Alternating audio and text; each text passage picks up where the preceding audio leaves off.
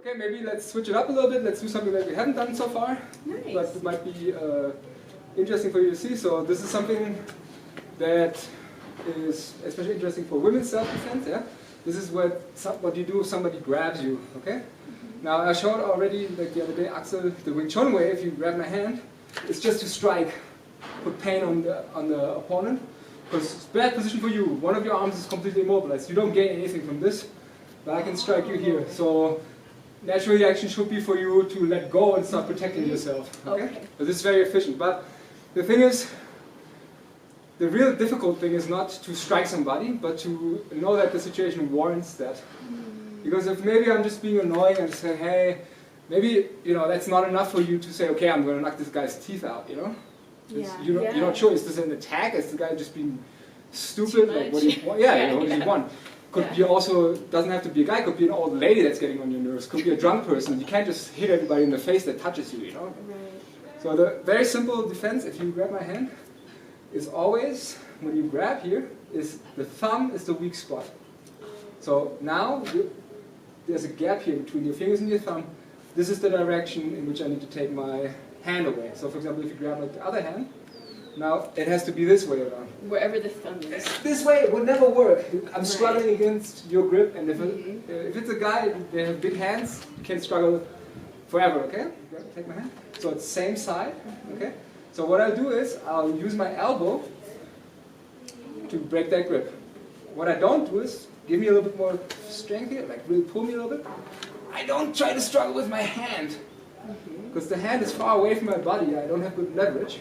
So instead, what I do is, I break the grip like this. Still in the direction where the opening is. Yes, so I use my elbow to do it. Oh. Okay? And so you can just try this a few times. Give me one of your arms. I'll hold this. And now... With my elbow, no. The elbow has to go forward when you do it. Aha, look, I'll show you again. Once you get the idea, it's very easy. You don't have to use a lot of strength. No, you want to hold on to me. You feel that? Look, what I'm doing is I'm bringing my elbow basically into your wrist, and I'm bringing my wrist to my shoulder. Okay. Okay? So you can give that a shot. You have to be relaxed. Relax this. Aha, and now just bring your elbow forward like this. Forward, not up. Forward. There you go. There you go. Okay. I'm not going to hold so strongly because it can hurt a little bit. Okay. Yep. Yeah. What's important, because you're starting to swing like this, if the guy grabs you hard, that's not going to be very effective. Because again, my wrist is so far away from me. So try to use this is like I'm using leverage to this. Right, pushing my elbow forward. Oh. It's almost, You're staying completely... Yeah, because like I'm saying, if you hold me really tight, then any struggling like this will not work very well. It's better to move my body in a compact manner. Okay. Yeah? Try it again. Yeah, but bring the elbow forward. Don't try to pull it back. Look, because if you bring it forward, you're starting to put pressure here on my wrist. Forward the elbow.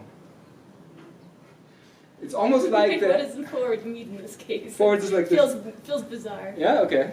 Yeah, okay. Like this? Yeah, like the elbow straight that we've been training a little bit. Oh, okay. Forward the elbow. Elbow is leading. Like, look what happens when you do it. You bring the wrist over here, which is good, but my elbow is also going backwards. Forwards. So without your wrist. Yeah. So you have my wrist, maybe this isn't logical, but yeah, you have my wrist, so... Think of bringing the elbow where the wrist is. There you go.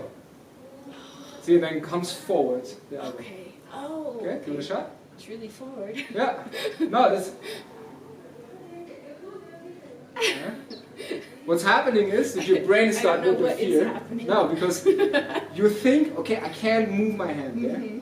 We said at some point during the drills, when you hit the pad, the idea is not to hit against the pad. The idea is to think there's no pad. My target is behind that. I'm going through that, like it doesn't exist. And the same mental trick you need for these kinds of things, you just have to think that this is not holding you back at all. You can do whatever you want. And you just, okay, better. I like that. Let's switch the hand. Good, that was good. Yeah. Keep going. And again, relax the lower arm and use your elbow. Okay, and what's the point of the keeping the lower arm relaxed? So it's more like a bamboo, like more the vague flexibility? it's because what the normal reaction of a human is always to do everything with the hand. And if you hold me tight, if I put the concentration in my hand, I get super bad leverage. If you stretch out your arm, like this, and make your arm nice and stiff, and don't let me move it, okay? Keep it there. So it's very hard for you, even though I'm only using 2 fingers. This is a trick that should show a little bit. The leverage is so important. This is hard for you because your arm is extended. My arm is short, it's close to my body, and you have a huge lever here that is easy for me to move. Just like push down on my arm, like this. Just push down on it. Not quickly, but just like continuously. I try to resist that, okay?